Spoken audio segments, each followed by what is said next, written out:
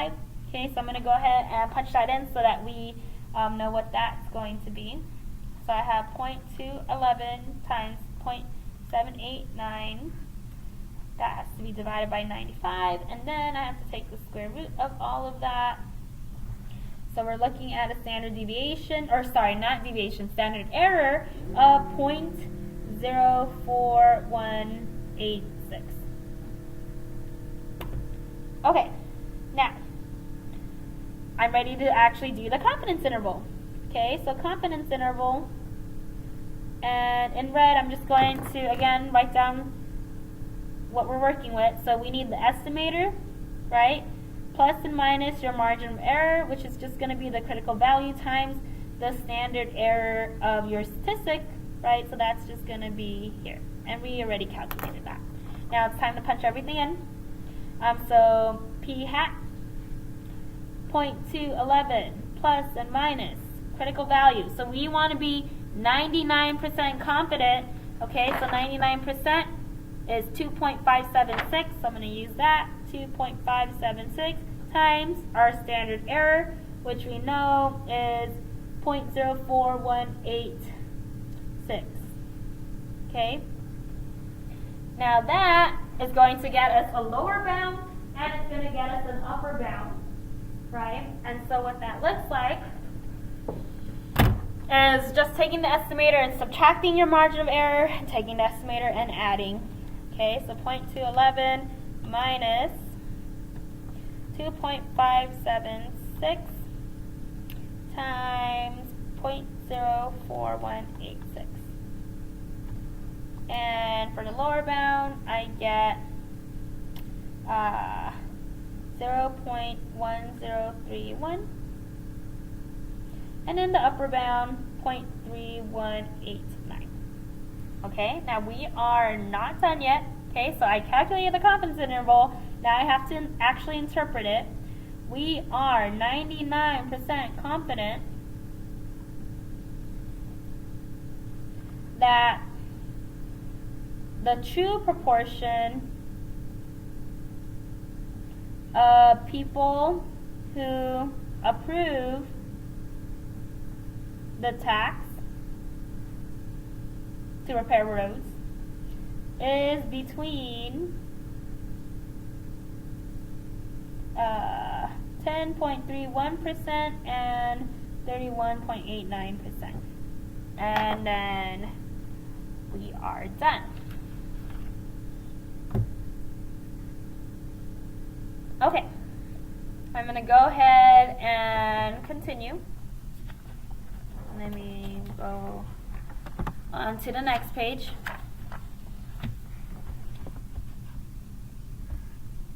And we have another example. Okay, so try this one on your own. And then I am going to go ahead and do it.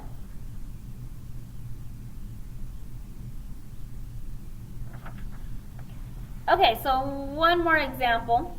So the owner of a popular chain of restaurants wishes to know if completed dishes are being delivered to the customer's table within 1 minute of being completed by the chef. A random sample of 75 completed dishes found that 60 were delivered within 1 minute of completion. Find the 95% confidence interval for the true population proportion. Okay, so let's go ahead and identify. So we have a random sample of 75, so n is 75, and then 60 out of the 75 were delivered within a minute of the completion of the food, right? So p hat is 60 over 75. Let's punch that into the calculator. 0.75. Let me just make sure. Oh, 0.8. 0.8, which means q hat is going to be 0.2. Let's define p. So let p equal percent of dishes delivered, oops, I cannot spell, delivered within 1 minute of completion. Okay, and just us defining what P is going to just make it easier for us when we actually interpret. Okay, now once we're done with that, we now have to go ahead and check our conditions. This is a simple random sample, so there is a random. Okay, it says it's a random sample of 75. Not a simple. I'm going to just put random sample, because we don't know how they got this random sample. Okay, so it's a random sample. And then the next thing we want to do is make sure that we have at least 10 successes and at least 10 failures. They have 60 successes, so 60 were delivered within a minute, which means, right, there's 75, 15 were not. Okay, so we have at least 10 successes and at least 10 failures. And then our next thing is to make sure that we have independence. All we have to do is take our samples, 75, multiplied by 10, that's 750. And what we're going to do is write a sentence. There are more than 750 dishes completed. And then we're good. Okay, now we say all conditions have been met.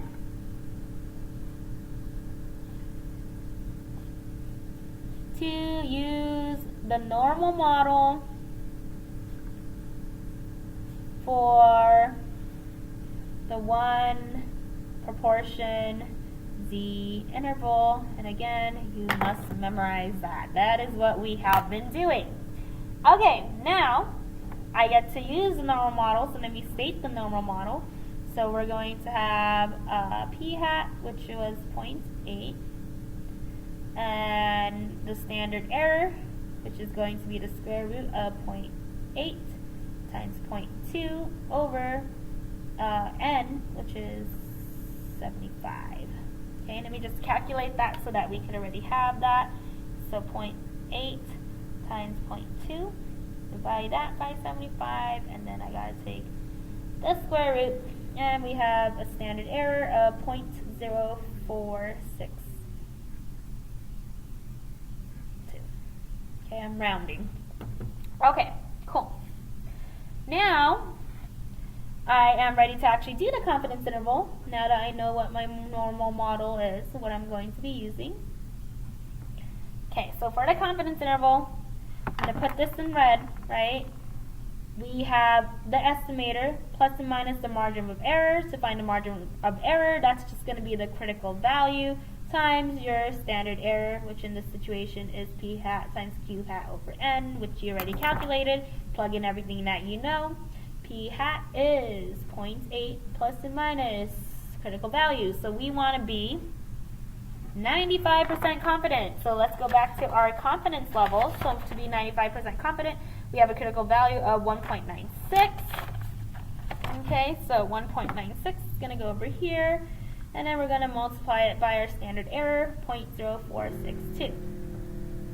Okay, now I'm going to get a lower bound and an upper bound, so let's go ahead and punch that all into the calculator. So I have 0.8 plus, let's do the lower bound first, 0.8 minus 1.96. Okay, make sure, so here's what's going to be important. Please put things in calculators, like with parentheses, okay? So you actually want the calculator to do the math you want it to do, and so that means that you have to put everything so that it's considering your order of operations, okay? So what I get for the lower bound is 0.709, okay? And then the upper bound, 0.8 plus 1.96 times 0.0462, and I have 0.8906. Okay. Let's go ahead and write down our interpretation. So we are 95% confident that the true proportion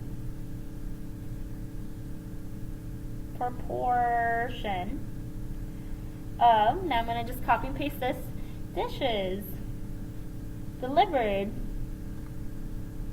within 1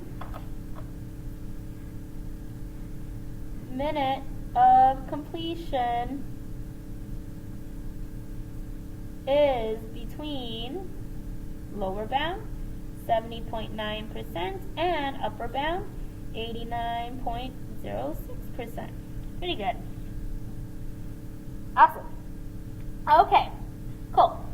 That's how you calculate the confidence interval. Again, you must follow all of these steps to ensure that you get full credit. Okay, so more about the margin of error. All right, so the margin of error is the thing that we're adding and subtracting from the actual estimator to try to give you a range of values that we actually think that the true proportion is going to be. Okay, now, like we said, the things that affect the margin of error: sample size and the confidence level. Right? So again, think about how you find MO. So MO is equal to the critical value, right? Critical value is based off confidence level times your standard error. And so for one proportions, P hat times Q hat over N, right? N is right here. That affects your margin of error. Those are the two things that we can manipulate, right? So if we want a particular margin of error, then we get to arbitrarily select a level of confidence and a sample size so that we could try to get that margin of error. And so let's go ahead and take a look at this next example, example 7. So we're going to think about that example that we did with the confidence interval, right, where we were looking at the improvement rates of medication. Now, we found 27% improvement, right? And the question is, how many subjects would we need in a new experiment to make a 98% confidence level interval while still keeping a 5% margin of error? Okay, so what we want to do in this situation is use our margin of error formula, right? Because we want margin of error to be 5%. So again, this is what I'm going to write here. Margin of error is equal to the critical value times P hat times Q hat over N. So, MO, right, let me identify everything they gave me. MO is 5%. Okay? P hat is 0.27, which means Q hat is 0.73. We are looking for N, right? N is what we're looking for. Now, our critical value is going to be based off a 98% confidence level. Let's see if we have that written down. Okay, so we didn't find the 98% confidence level, so we have to find the critical value. So let's do the work for it. This is just a good time to review that, right? So I want to be 98% confident. So think about what you're doing here. So here is your estimator. 98% confidence means that you want to look at this area, right? And this area is going to have an area of 0.98, which means that you have 2% left over to share with these two. So then that means that you have a percent here, and then you're going to have a percent here. Okay? And so now that's when you go over to your Z table, and then you look for an area 0.01 below. Okay, so over here, let's look on the negative side. We have to because we only have area below. So 0.01, right here, negative 2.33, which means that our critical value is 2.33. Okay, now we have that. We can plug in all of our information. And in this situation, we are going to be just doing algebra. Okay, so this is algebra. So let's go ahead and punch everything in. So margin of error is 0.05 equal sign critical value 2.33. We have the square root. P hat is 0.27. Let me have that going. 0.27, and then Q hat is 0.73, and N is what we don't know. Okay, so the goal is that I solve for N. Now, I'm going to move everything away from N first. So, I'm going to do this in red so that you can follow along. I'm going to divide 0.233 on both sides so that that goes away. 0.05 divided by 0.33. Right, so this is when your algebra skills will come in handy. We have 0.0214 5. So I'm going to round that. 0.146. Okay. That's going to equal this. Now, I'm trying to get n by itself, but I have this nasty square root there, and so what I'm going to do is get rid of that square root. The inverse operation of a square root is just a square, so I'm going to just go ahead and square both sides. Okay, so 0.02146 squared is 0.00046, right? So it's super small. And then we have on this side 0.27 times 0.73 over n. Okay, now let's go ahead and multiply n on both sides because I just don't like fractions. Okay, when I do that, this is what I have now. 0.00046 equals, n times n equals 0.27 times 0.73, right? All I have to do is divide by 0.00046 on both sides to get n by itself. Let's go ahead and do that. Right, so I have, let's see, 0.27 times 0.73 divided by 0.00046. 428.478. Now here's the thing that's important. We need to round up because you cannot have 0.478 of a person, and so what we're going to say is 429 subjects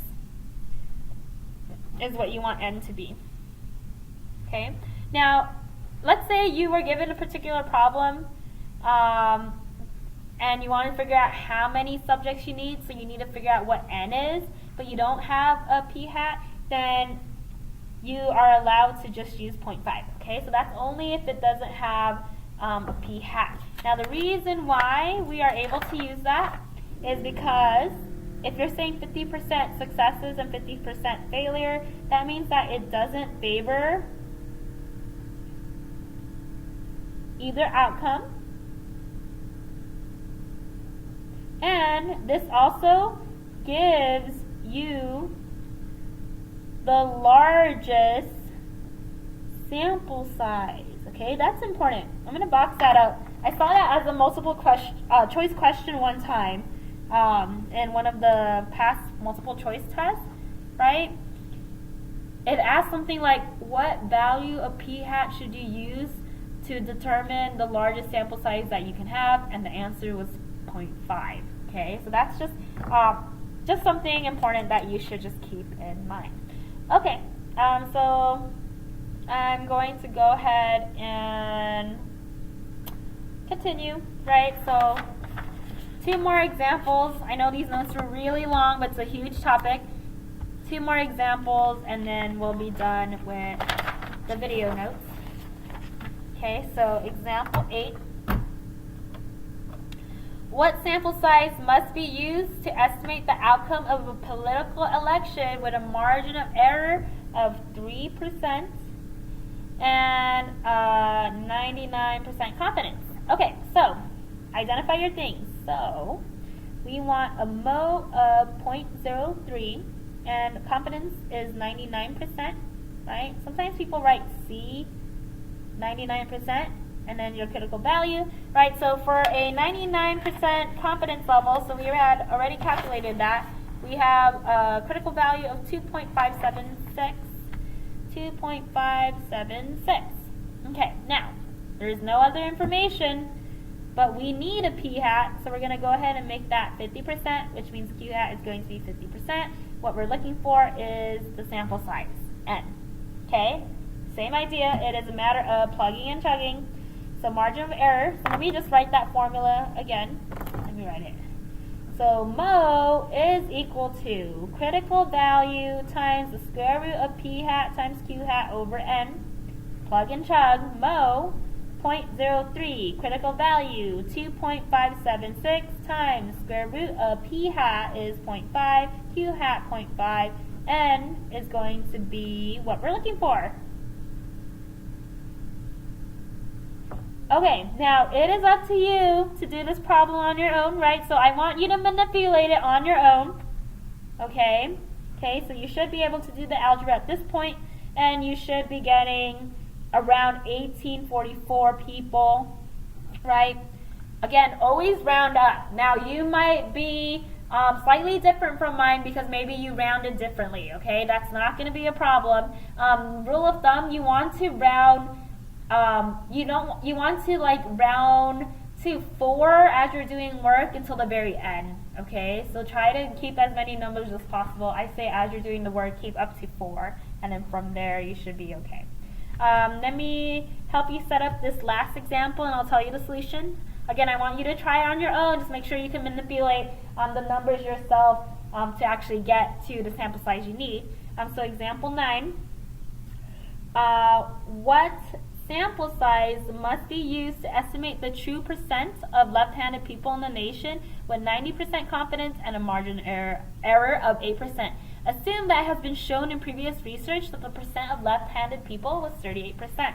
Okay, so mo is 8%, confidence 90%, which means that our critical value, right, so we had calculated this earlier, 90%, 1.645, 1.645, okay, so I'm going to use that.